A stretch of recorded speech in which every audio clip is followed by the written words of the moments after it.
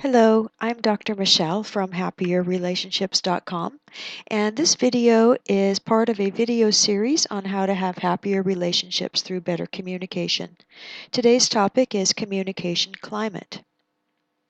A communication climate is a relationship's social tone. Is it backbiting, negative, and jabbing, or is it encouraging, supportive, and positive? The communication climate conveys value for the other person.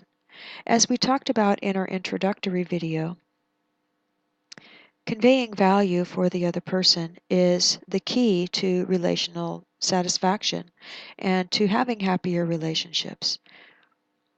When you convey value for the other person, you say, "You exist, you matter, and you are important to me." Disconfirming messages convey lack of value for the other person. They say, "I don't like you, I don't care about you, you are not important to me." Communication climates develop in reaction to received communication messages.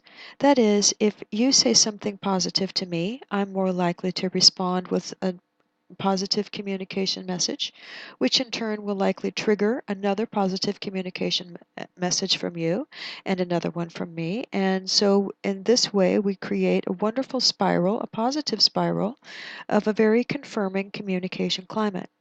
On the other hand, if you say something negative to me, I'm likely to respond with maybe defensiveness or maybe jab back with something else negative. You're going to respond to that more than likely with something else negative, and I'm going to respond to that again. And here we go. Now we're creating a downward spiral of negativity. All messages have a relational dimension as well as a surface purpose. That is to say, if I ask you to take out the garbage, there are many ways that I can say this, and some are going to show that I value you, they are confirming, and other ways that I can say this are going to show that I don't value you, and they are disconfirming. For example, if I say, "Oh, honey, the garbage is overflowing again, would you mind taking it out?" That's probably going to be received as a confirming message. It's supportive, it's positive. On the other hand, if I say, "God bless it, can't you do anything right? Can't you see the garbage is overflowing? You idiot. You are such a jerk. You don't do anything around the house ever."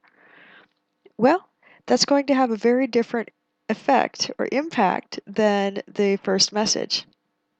The second one, both in the nonverbal cues, both in the tone of voice, both in the words that I've chosen, facial expressions, which you can't see here on this video, but all of those are going to affect the relationship as well as simply get the message across.